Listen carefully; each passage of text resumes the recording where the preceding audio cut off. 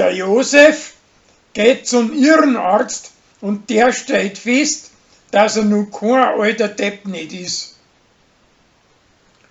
Der Rolli und seine preisische Gespuse haben ein gemütliches Rendezvous vor.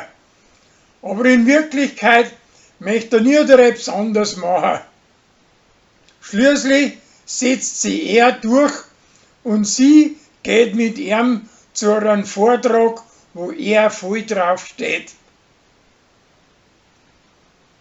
Der Uschi, seine preisische Tochter, hat Bullen vor dem ersten Schultag und drum schlafen ihre Eltern mit ihrer inneren Zeit und da verschlafen sie.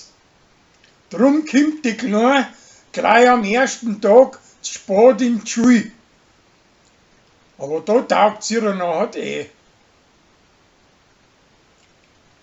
Der Joschi muss ein Patent ausprobieren, wo man damit einen Reißverschluss von den weiberen Fetzen aufmachen kann. Drum kramt wieder ein Fetzen von der Tina. Aber da kommt er nicht mehr raus und wird vom ganzen Wirtshaus erbleckt. Die Leni und sein Alter schauen sich einen Schmalzfilm nach dem anderen an. Der Gregor findet das kitschig und drum meint sie, dass er ihm stinkt, weil er keine Gespuse nicht hat.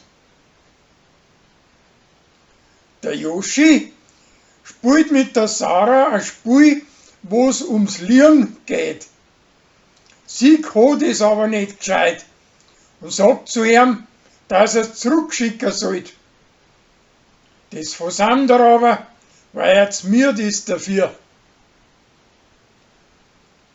Der Lenz kriegt zu seiner Kindstaff gleich 2 uralte Fetzen gleicher. Einen von Hummel, wo sein Taufboden ist, und einen von der Ururi. Kathi möchte ihm zu der Tauf den von der Ururi anlegen. Aber das ist an Hummel nicht recht.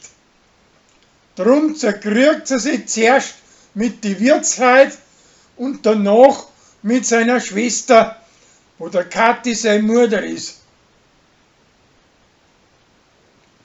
An Rolli, seine preisische Pflegtochter, bringt an Till einen Geschichtsunterricht bei. Und da dabei verschaukt sie sich ein Wingerl in ihm. Es läuft aber nix, weil der voll auf den Gregor, seine preisische Stieftochter, steht.